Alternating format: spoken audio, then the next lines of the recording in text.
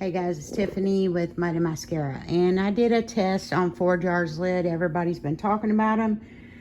So I canned 72 or 74 jars here, and they are all Forjars, every one of them. I did not have one failed seal. I did pressure can and water bath canned. So just a short video to let you know these lids and rings work. I'm very impressed with them. No failed seals. Everything looks perfect, and I will upload the video with all the process later, but I wanted to put this one out now as a short. So stay tuned for that video. Y'all have a good day. Hey guys, it's Tiffany with Mighty Mascara, and this is going to be a massive canning day for us. Thank God James is at home. He's behind the camera and he's going to be helping today. Anyways, what we have is, I am going to really test these Forjars lids. Everybody raves about them on YouTube, and this is going to be my first big canning batch with these, okay? So what we're going to be canning, and I hate that I messed my box up. Really. Hold on. Oh, and I was going to say this. I think this is cool because when you get 100 of these, they come in individual packets, which is really nice. That way you're not busting open the whole sleeve. And I did like that part of it. It's nice. And they sent 2 towels too. And they're really cute towels. I'll show them because you do not want to get them dirty. But they are absolutely cute. They say, and I didn't want to get them dirty because I have a tendency to get towels really dirty. But it says Forjars, always pops. Canning is easier with Forjars. And from what I understand, they're coming out with their own actual jars. So I'm excited to test those out as well. But here's what I have been using. Of course, Ball. I have used Pure, and these are ones that I do not recommend. And the reason why is we canned beans with those on the last batch. And they're paper thin. Paper thin. I don't know if y'all can tell the difference between the 3 of these. So this is the Ball, this is the Pure, and this is the Forjars, okay? The Pure has got a real high lip on it, but my issue with the Pure was when I opened up the jars, the inside of it was rusted. So this one's out of the question. I don't recommend the Pure. It may not have happened for other people, but it has for me, and my family's important, and I want to keep them without rust in their body. So, the issue that I've been having with Ball is they're not sealing properly. So I went back to the old school method and started putting them in here. Still getting failed seals on these. There's a big difference between the look of these two. This is a more heavier, the Forjars is more heavier material. The actual, if you really get into it, the actual band that seals is wider on the Forjar lids. So, and a lot of the Ball lids are, I mean, it just doesn't seem to be made the same, and I really want to try these out and see how they work. And that's what we're going to do. So, I'm not for sure if I went over what we're canning, but if I did, I'm about to do it again. We're doing 16, almost 17 pounds of pork. We have 21 pounds of chicken in the refrigerator, and we have 8 pounds of beans because y'all know we eat a lot of refried beans, and it's time to make them again. This video I will not show because I will link it up here somewhere or down here. I'm not sure where it'll go. And y'all can check that video out because it's a long process to do the refried beans. The pork is not going to be that bad. I'm about to open the package up and get all my jars are clean. My lids are going to go in the warm water. I've got my knife, my gloves, my vinegar, my debubbler. Normally I don't use the debubbler on the meat because I pack it. We're doing a raw pack, and you'll see it here in a minute. But I do need my measurements. For pork, it's going to be 1 inch headspace. My magnet to grab my lids and my rings. So I will be back and we'll get started. Okay guys, so I've got one of the tenderloins, or one of the loins, pork loins, undone. I do not put any water in this. I do not put any seasoning in this, because with meat, you want to be able to season it the way you want to. If I did everything with taco seasoning, then I've got 50 jars of taco pork. And even though we eat a lot of tacos, we don't eat that many, okay? All right, so this is how it's gonna roll. I'm gonna show you guys how to do 2 jars. James, grab that vinegar so it don't spill.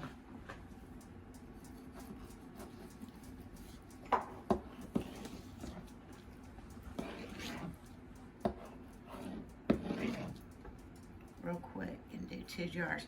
I don't remove any of this because this is going to turn so tender, it makes the meat so juicy. I don't do all that. This is the way I can, and you may can different, but this is how I do it, okay? If you wanted to, you know, everybody does things differently. But as long as you're following the process of the time, your altitude, all that takes effect for each person where they live at.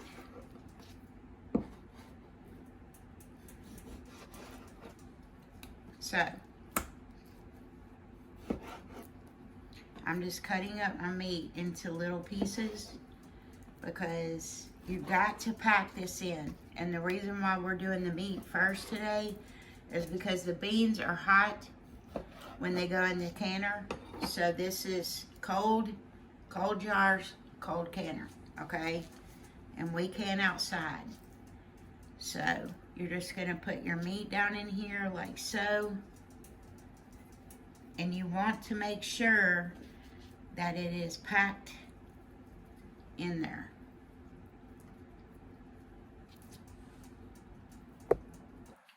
And push it down in there. You're going to have a few little pockets of air, but it's okay. I promise I've done this for a very long time. The thing about it is you do not want to go over 1 inch of headspace, all right? So that's the reason why I do my meat one at a time, because I don't want to, but I may need a small cube and I may need a big cube of meat. Make sense? Okay. All right.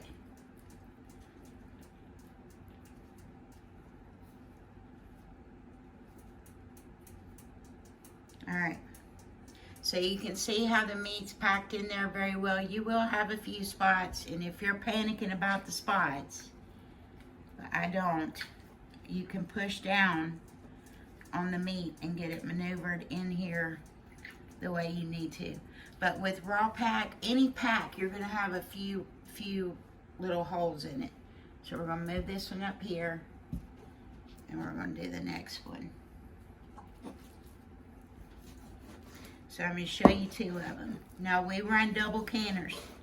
We run a 921 and a 930.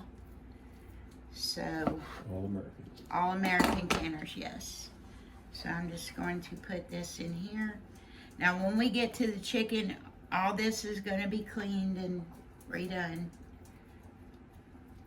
So, but I still have one more big pork loin to do here. And chicken is the same process. Yes, the chicken is exactly the same process, guys. And you can maneuver these down as much as you want to. But you want it to be packed in there.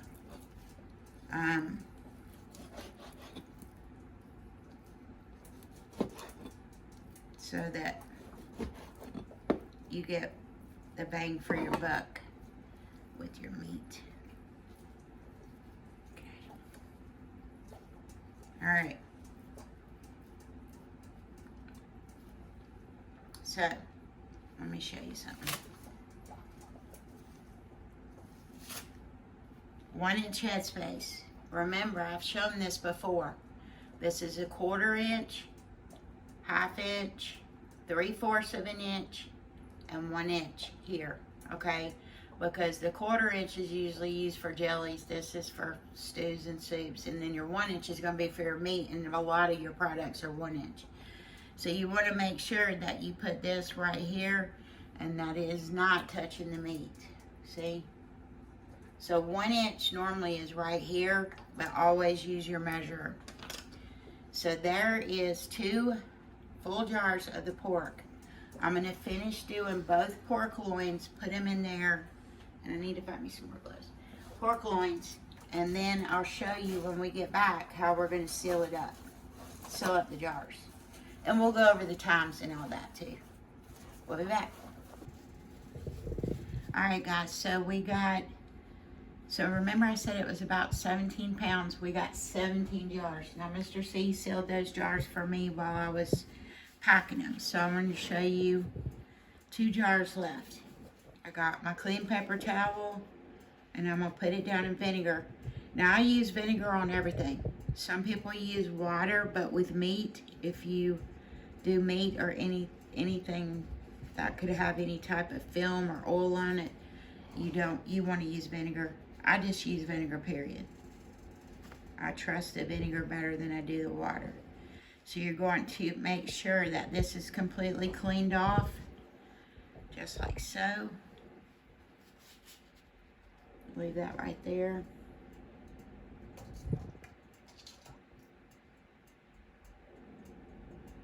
Grab your lid.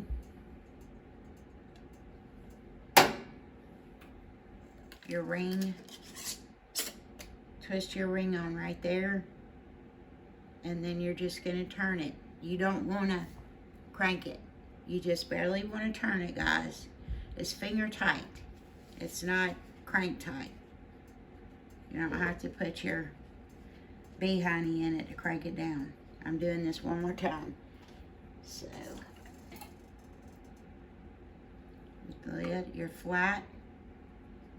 Some people do their flats like this. I don't, because I have knocked my flat off trying to get this down there, trying to get the ring down. So I am going to got my ring on there, going just like that till I can't do it no more, can't spin it, and then just finger tight, okay? So I was gonna let you know that we run those 2 canners. They're both double stacked canners, and I can in pints. It's just easier for me to measure out in pints. So each canner is going to hold 16 jars, okay? Sometimes 18, depending on if you're using a smallmouth. So I'm going to put these here. Well, we did have a little bit of meat left. James is about to eat a pork chop sandwich, I guess, for breakfast. I'm going to wash all my board, get it cleaned up, and then we're going to do the chicken. The chicken is done the exact same way, except you want 1.5 inch headspace. By the USDA is 1.5 inch headspace right here. Okay? So, we are going to pack up all the chicken in here, and I'll bring you back and show you the tail end of it, because it's the exact same process, guys. You're going to raw pack it in there, clean off your rim with the vinegar, put your flat on, and then your ring. And then I'll show you the chicken, and then we're going to load up the canner and show you the canners. Okay?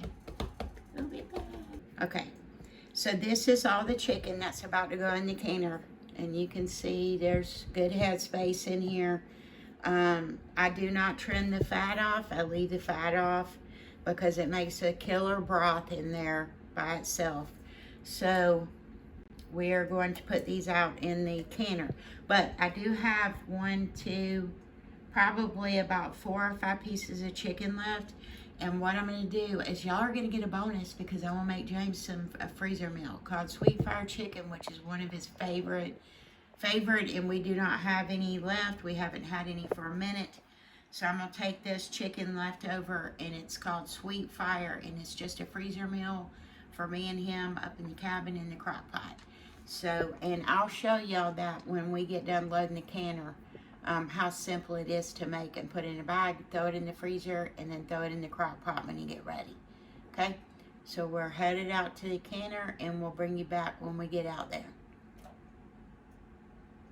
Okay guys, the sun is really bright right now, so I'm going to try to show you the best I can. So this is my 921 All-American. This is my 930 All-American. Now my 930 All-American will hold double stack quart jars, double stack pint jars. My 921 only holds double stack pint jars, and then it holds 7 quart jars. So right now we have 16 cans of pork in here, 15 cans of chicken, and 1 can of pork on the bottom because I forgot that the pork was actually 17 pounds, so it made 17 jars. I meant to say that earlier. 1 pound of meat, we usually will fill up 1 pound, 1 jar on a quart jar, okay? We've already lubed so with these, you have to put some type of lubrication on them, or this will heat seal together. And so we use Vaseline. So then you want to, or oil, canola oil or olive oil. So with these All-Americans, you have to do these simultaneously across from each other. The reason why is because you can see on the 921, you want this to be level all the way across, okay? All the way around. If not, if you've got one side locked down too much, the other side is going to bull out the water, which is not good. All right. So we've got these tight, and you want them to be tight. All right. Now we can outside because I have this famous stove that has got a safety valve on it, and it will cut the stove down when it's boiling. But we've always canned outside, so we enjoy it. So we're going to light these up, and what's going to happen is they're going to come up to a boil, and then the steam will come out the vents here and here. And I'll bring you back once the steam starts rolling, because it's not just a little bit of steam. It needs to be steaming like a freight train for 10 minutes, okay? Then once the 10-minute timer's up on that, we will place the weight on it and let it come up to pressure here. And my altitude is 11 pounds of pressure, so it's going to be right here. I don't know if y'all can see that because of the sun, but it's going to be right there. And I'll bring you back through each process and show you. Pint jars with meat is 75 minutes, okay? So this is going to have to, once we come up to pressure and it starts jiggling, we're going to do this for 75 minutes, and then we'll bring y'all back on that process too. So this is just a heads up of how it goes. Now, granted, we did 17 plus 16, or 16 and 16. We did 32 jars in 40 minutes of packing, cleaning, everything. So this is a very easy process to raw pack, okay? And I'll bring you back once we get everything crunk up and everything started. Okay, one more thing before we leave. We do have our gauges marked, because you've got to find the sweet spot in order for this to stay at temperature, which we have already done this outside a million times. So this is where we turn it on at, and then once we get it to temperature, we're going to turn it to here. Both of them are marked, all right? And you've got to do that when you're canning. If it's your first time canning, I would suggest doing water in jars so that you can find that spot on your stoves or on your outside grill or whatever you're canning on, because you don't want this gauge to be fluctuating back and forth. Once you get it on 11, you want it to stay right there, and it takes a minute for you to figure that out And I would hate for you to do it with food in there. Water's a little different, just in case it didn't seal or something. So, anyways, I wanted to show you those marks, and we'll be back once it comes up to where I can show you all the steam. Okay, guys, I said I was going to put a bonus in this big, massive canning video. We do have chicken left over, so I'm going to do a freezer meal with some of the chicken, 2 freezer meals. So this one's going to be the sweet fire chicken, and it's very simple to make. I went ahead and labeled my bag so I know what's going in it, okay? So you're going to need 2 chicken breasts, and that is plenty. That's plenty. So we're going to put the 2 chicken breasts in here. Give me just a second.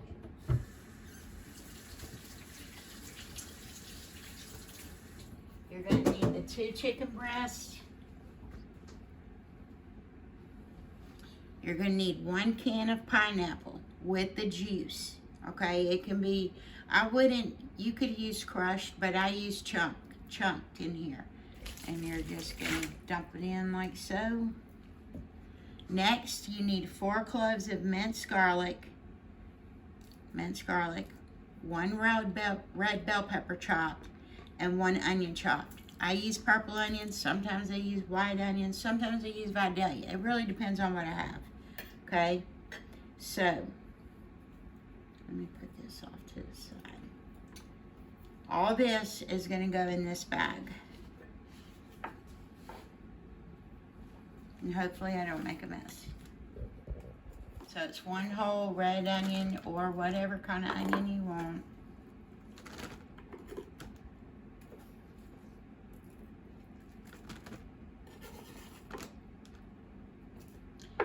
And 1 red bell pepper. I'm sure you could use, I've used yellow and orange in here, but I don't think green would work with these flavors. And 4 to 5 cloves of garlic, chopped up, just like so. Okay. All right. Next, you are going to need 1 teaspoon of crushed red peppers,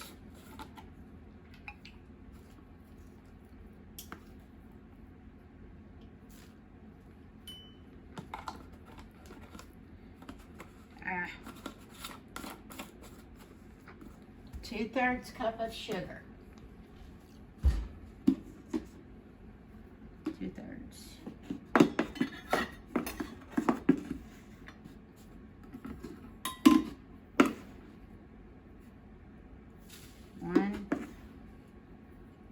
And if you don't like sugar and want to use honey, you're more than welcome to do that. I don't know if maple syrup would work or any type of sweetness you could use in there. You could try it the way you wanted to. All right, so I make my own sweet fire sauce here. Unfortunately, I don't have a video on that. But if you don't have this in your arsenal or in your pantry, you could always use the Asian chili sauce, okay? So, for this sweet fire, you need 2 tablespoons, and I usually do 3 or 2 heapings because I love this sweet fire jelly sauce. And it'll go in there like so. And last, you're gonna need, well, not last, you're gonna need 1/2 teaspoon of, yeah, that's right, 1/2 teaspoon of salt is it, that's it, in here. Now, these bag holders you can get on Amazon. They're really, especially if you do a lot of freezer meals, that make it easy for the bag to stand up. All right. So then you're just going to zip up your bag. And then you're going to take this and mix. This is the reason why you need the pineapple juice in here, so that it'll mix up really good.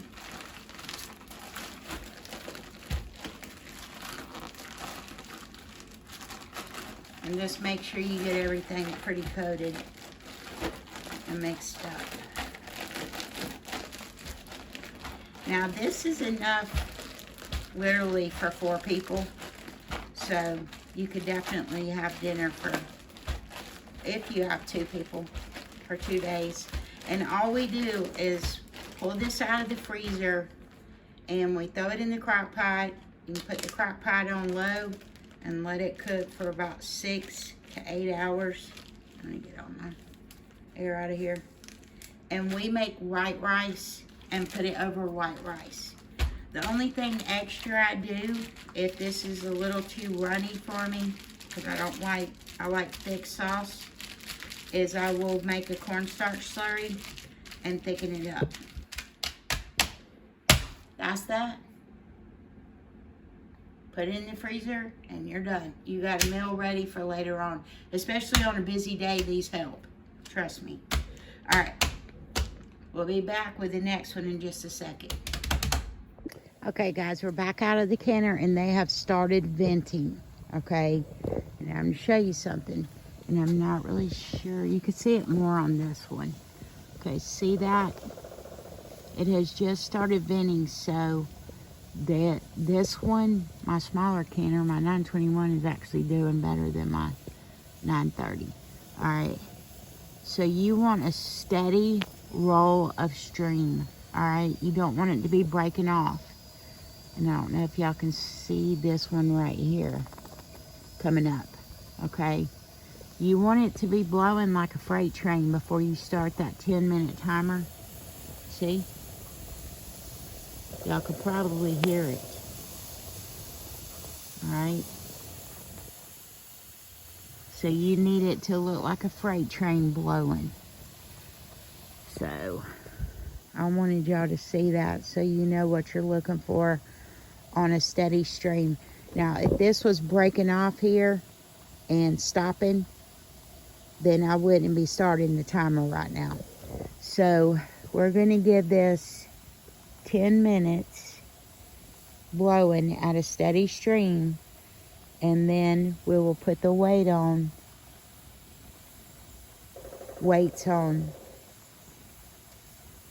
and start the processing. All right, so we'll be back in about 10 minutes. 10 minutes. Okay, guys, there's about a minute left, excuse me, on the pressure. I've got my timer set here, but I'm wanting to go over the weight. So depending on your altitude, I don't know who in the world would be at 5 pounds of pressure, but here's your weights. So you've got 5, 10, and 15. Now for me, it is 10 pounds of pressure where I am. My weight needs to be at 10, and my gauge will be right at 11 pounds of pressure for my location. And you can go on the USDA website and look up exactly what your pressure should be on your gauge and what your weight should be. Don't make sure that you do your own research, because everybody's different. Everybody lives in a different place, all that stuff. So we've got about 30 seconds left, so I'm just going to take, when the timer goes off, and put my weights on top of my canners where this vent is, because this has been venting for 10 minutes. Okay, this one will go in the big one, and that one will go in the little one. There we go. Alright, so James is putting the first one on, and then that's on 10, right? And then I'm going to put the second one on.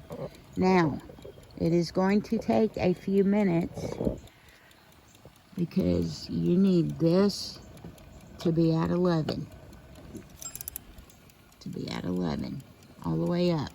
Once these get to, right before they get to 11, I'm going to bring you back and you'll see simultaneously how this reacts with each other. Both of those. All right. We will be back. Okay, guys. This is going to be my second freezer meal in addition to this one. This is going to be a lime garlic peppered chicken.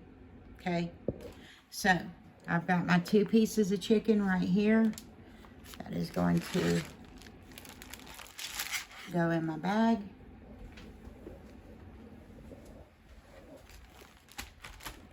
I'm going to add 3/4 cup of lemon juice. So this is 1/4 cup. So I'm going to add 3 of these, hopefully. Did I say lemon? Lime. It's lime juice. This is lime chicken. Okay. So you're going to need lime juice. You could do lemon if you wanted to. But lime juice, 3/4 cup. And a 1/2 teaspoon. It calls for a full teaspoon of salt, but I'm not game with that. So I'm only going to do a 1/2. So a 1/2 teaspoon of salt.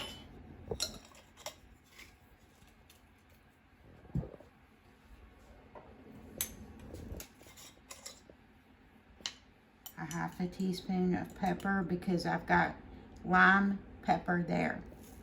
So I'm only doing a 1/2 teaspoon of pepper.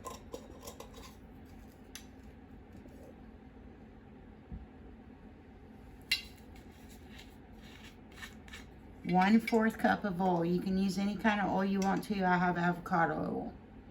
So you're going to need the oil in this recipe.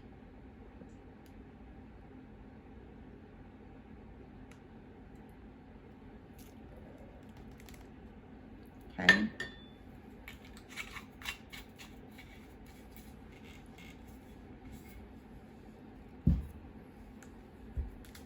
This is lime pepper.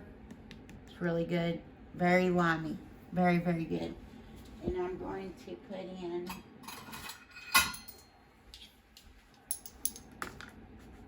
actually I'm going to shake it up a little bit. 2 tablespoons marilla. What are you doing in here? So we're going to do 2 tablespoons of lime pepper, and somehow marilla snuck in the house. Okay.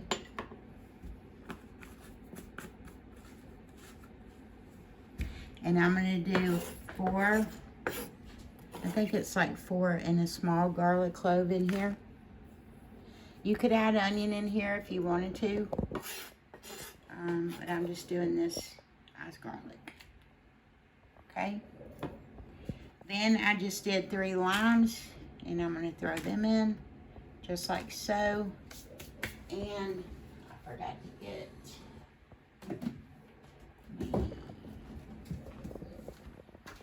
and we're going to do 1 tablespoon of oregano. This is regular oregano. This is not my Mexican oregano. It's going to go in there like that. Pull the bag down. Zip it up, shake it up, just like we did before with the sweet fire chicken. Make sure you get everything all together. This you'll put in the crock pot same way. You can do it on low for about 6 hours, 6 to 8 hours, depending on your crock pot. And you can do it on high for about 4. You can put this over pasta or rice, or do it with sides like mashed potatoes or something like that. Okay?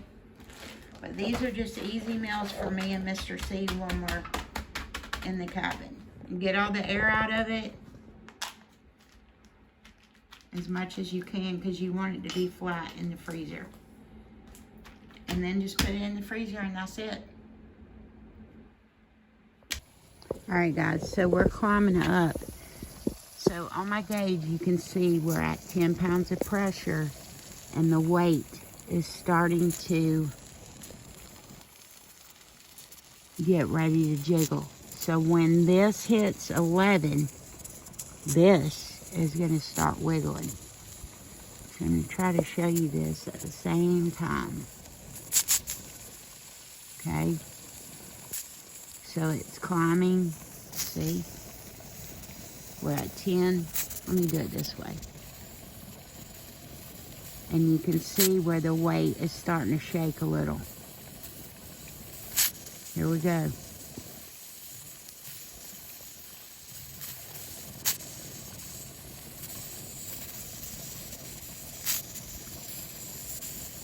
Almost there.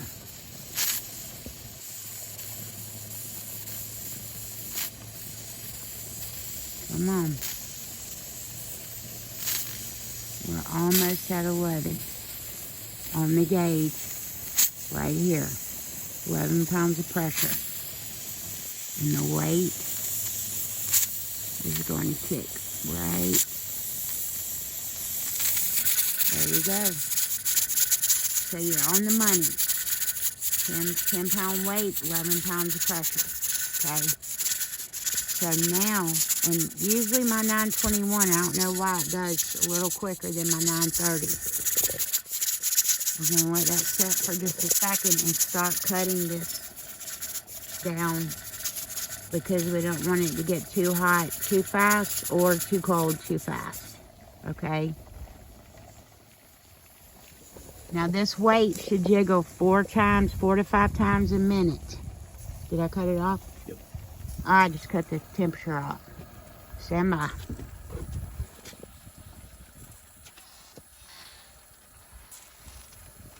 I cut it down too fast. All right. There we go. Back up. So, because I did that, that's a good mistake to make. Not necessarily, but it lets you know if I'd have started my timer, I would have had to start all back over. So we're getting it. We're right back at it. And we're letting James cut it down so he can see the flame. Alright. So we're back at 11 and we're jiggling. Now my second canner over here, let me step in between them, is about to roll and do the same thing. And the light's so darn bright out here. So we're about to be at 11 right here. And you can see that the jiggler is about to start wiggling on the second canner.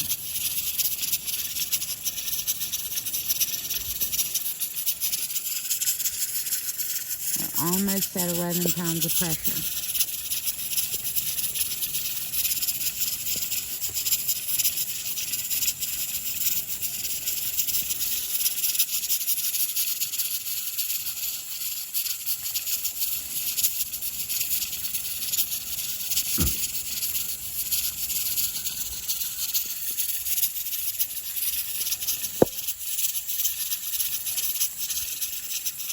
Almost there. Ooh, it's hot.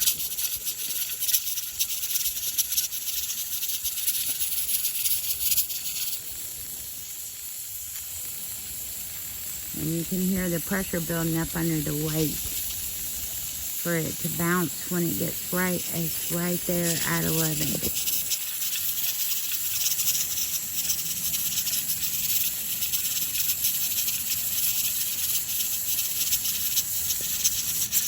There we go. Alright, so both canners are going and we're going to cut the temperature down a little at a time and keep them at that 11 pounds of pressure. Now, once we get the temperature right, I will start the timer for 75 minutes. 75 minutes for pint jars. And when we get done with the 75 minutes, I'll bring you back and show you how we take everything down and let it rest. We'll be back. Okay guys, the timer's gone off. And we've been out here and checked on these multiple times. So, all I'm going to do is cut my flames off. Now make sure they're off. Yep. So now the next step is to let this come all the way down to pressure on both of these. Do not ever, ever pull that off when you turn this off. because it will cause a jar to actually crack or burst inside, because it releases the pressure too fast. So you want to make sure that your gauge is all the way down on 0 before you ever remove your weights, okay? So we'll be back in just a little bit when the gauge gets down and pull the weight off. Okay, guys, we're back. And, whoo, there's a bee out here with me. Anyways, pressure is all the way down, taking the weight off. It's cool. It's warm, but you can touch it. Yeah. There you go. And you can hear it. It's still got a little bit of pressure in there, but not as if... It's probably been about 40 minutes since we turned them off. So, we're going to let this, cool down a little more. And then we're going to take the lids off and pull the jars out. And we've already got all the beans ready to go. They are over here to my right, but I will show you them when we get them in the canner. All right, we'll be back. All right, so they're cooled off enough, and we're going to pull them out. And you can see they're still bubbly. Chicken. This is the chicken. And these are the pork. When you're grabbing jars, make sure you grab the glass and not the rim. All right? Because you don't want to mess up the seal. So you always want to try to grab the glass, not the jar.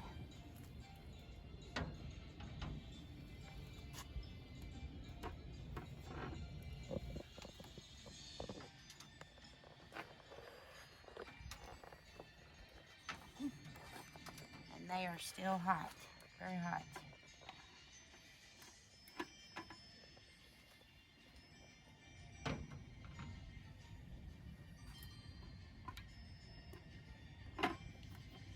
And don't tilt them. Don't like try to get the water off. You're not supposed to do that either. Okay. Just in case you didn't know that.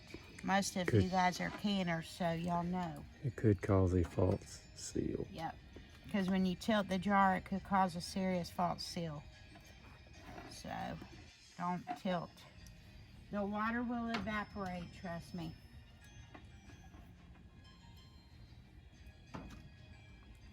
Okay. That's still hot.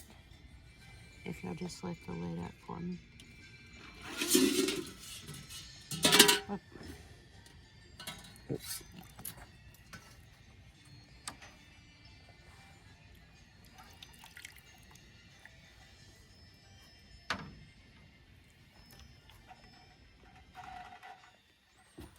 There is a little bit of siphoning in here.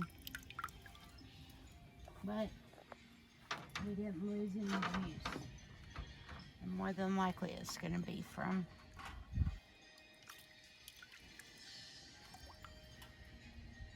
just the fat. Or we could have put dirty water in here. I'm just kidding. Creek water. Yeah, we ran down to the creek and got some creek water and canned us up some chicken. Barnyard buzzard. Yep. And you're gonna, sometimes you'll have siphoning. It's not, I'm trying to separate these.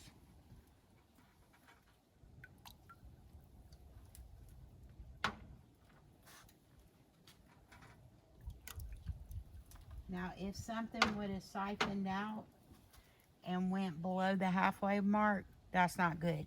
Don't save that. Don't save that jar. It can match a check. Yeah. I think I would have cried. All right, so now for the pork. And these are the ones with the 4-jar lids. Everything we can today are with those lids. So Yes. we're putting them to the test. Yep, that's right, Mike. And I'm about to do some, while the next jars can. Let me slide these over just a hair. And they are still smoking hot. I'm just used to the heat.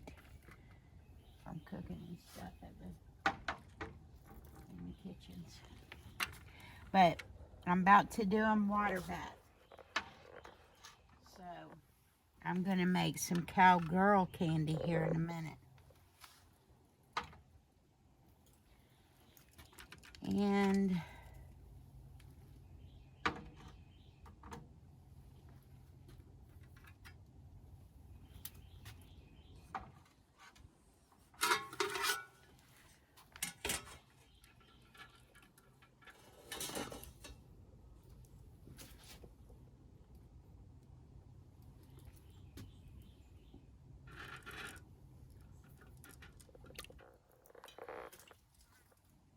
Let's see that other plate. so next we have, how many beans? 30 something. 32 jars. 32 jars of my refried beans. Well, they're not, I mean, they're refried beans, but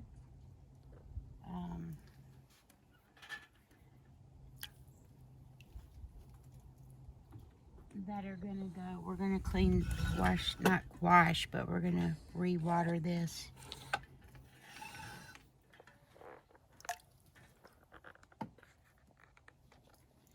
And then we're gonna double stack once again the, stay right there.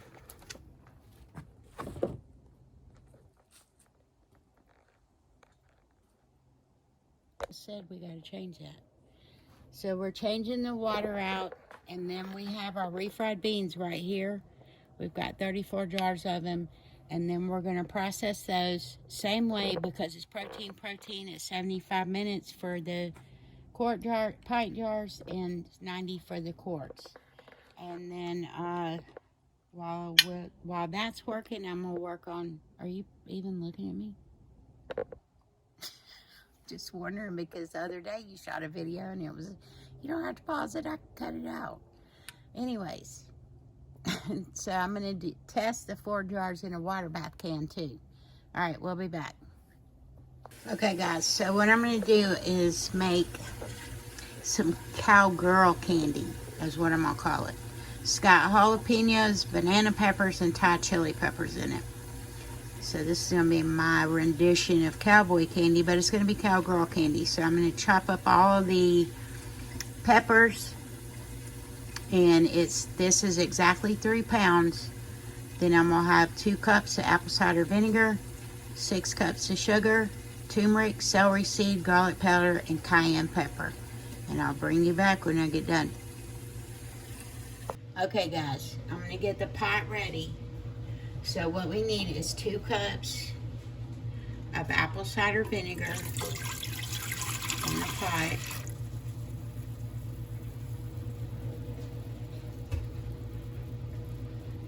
And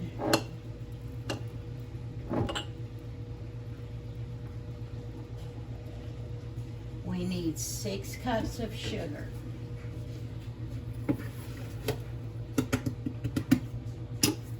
Ooh, 1, 2, 3, 4, 5,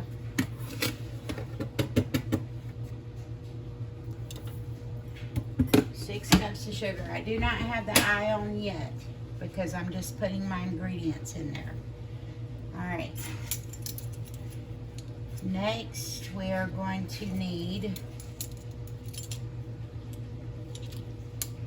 a 1/2 teaspoon of turmeric.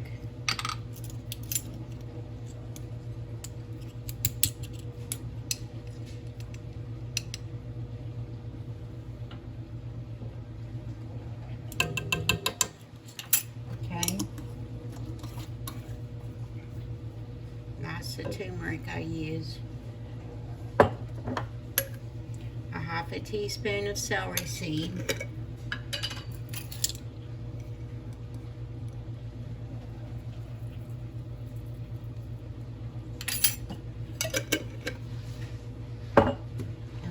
3 teaspoons. 3 teaspoons of garlic powder. So we got 1,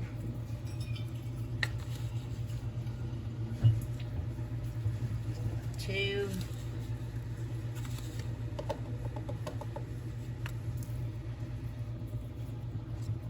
3. Last but not least, we need 1 teaspoon of cayenne.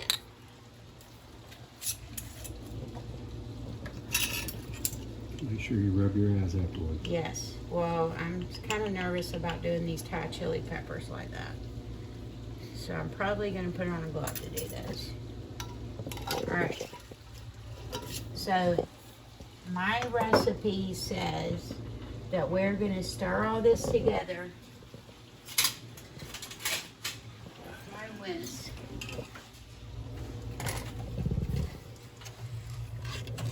And then what we're going to do is bring this up slowly. Sorry. On slowly. I'm going to put it on like number 4 on my stove. That way the sugar doesn't burn and it comes up slowly. So while this is coming up, I am going to de-stem all of my peppers and chop them up about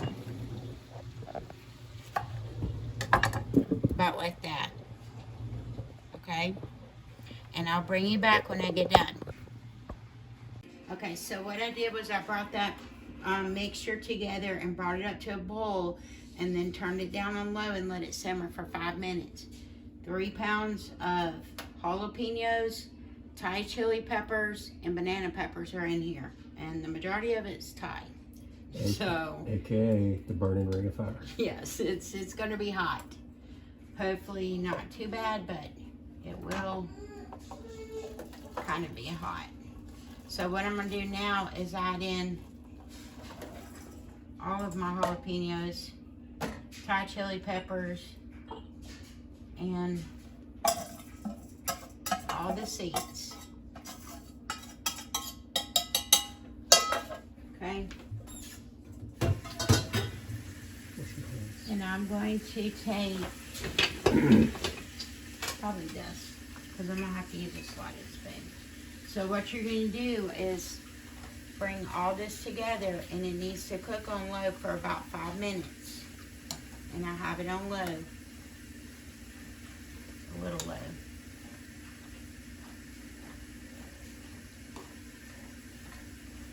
And then once we get these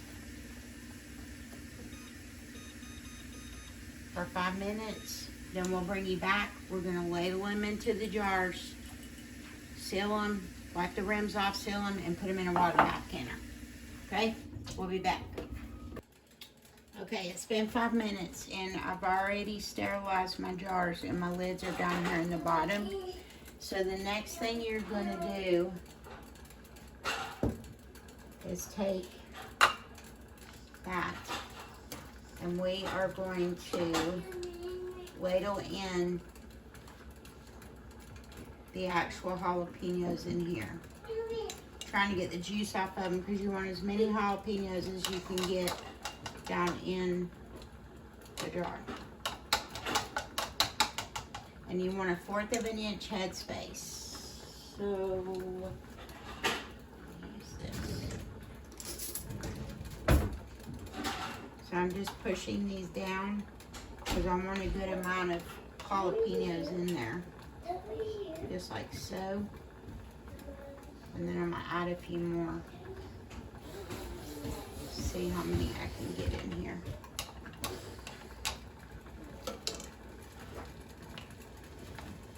That may be too many.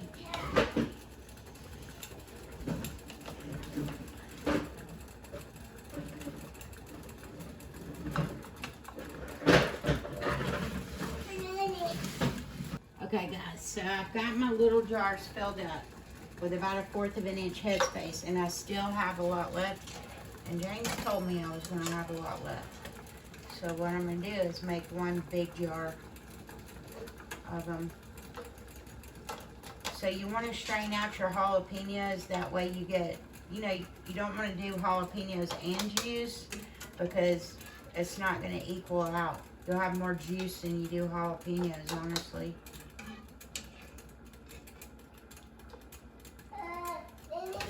Yes, honey. I want you to get some tape. Get some what? How about get that bag out to some? Do what, babe? That bag. It is extra. Oh, you want a piece of candy? Or does Papa need the candy? Here, take it to Papa. Take it out there to Papa. This bag? Yeah, watch where you're going. All right. Right, that's my the. Yep. All right, so then you're going to ladle in your juice up to a 1/4 of an inch headspace. Okay.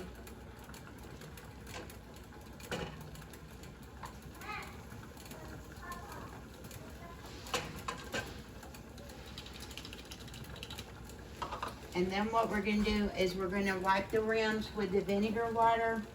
Or we're going to debubble, wipe the rims with the vinegar water, and then I'm going to put them in my boiling water.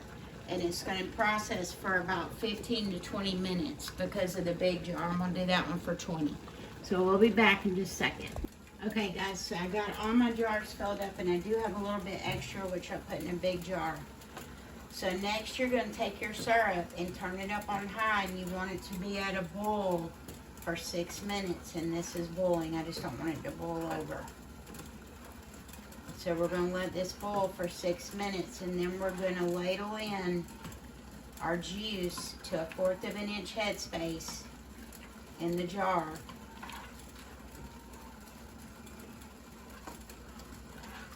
I'm just going to keep stirring this while it does that. Then I'm going to ladle it to a 1/4 of an inch headspace in the jar, wipe the rim, and put it in my water bath canner. Well, this is actually a pot, but you can use a pot.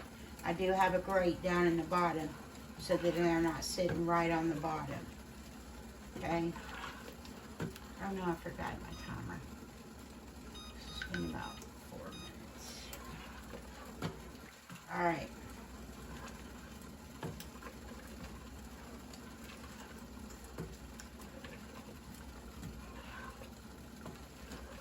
And then once we get everything in here, we'll process it for about 15 minutes. And then let it cool for 5 minutes. And then we'll get it out. And I'll show you what it looks like. Okay? We will be back in just a minute. Alright guys, they're in the canner, in the water bath canner, all Forjars lids. And I do have 2 pints of sauce left, which I'm going to can as well so I can put it like on a pork loin and use it for sauce. But I am going to can that, what's left over. Alright, so we'll be back in 15 minutes. Well, about 20 minutes because it's got to cool off for 5. Alright. Hey guys, it's Tiffany with Mud and Mascara, and I did a test on Forjars lid. Everybody's been talking about them. So I canned 72 or 74 jars here, and they are all Forjars, every one of them. I did not have one failed seal. I did pressure can and water bath canned. So just a short video to let you know these lids and rings work. I'm very impressed with them. No failed seals. Everything looks perfect. And I will upload the video with all the process later. But I wanted to put this one out now as a short. So stay tuned for that video. Y'all have a good day.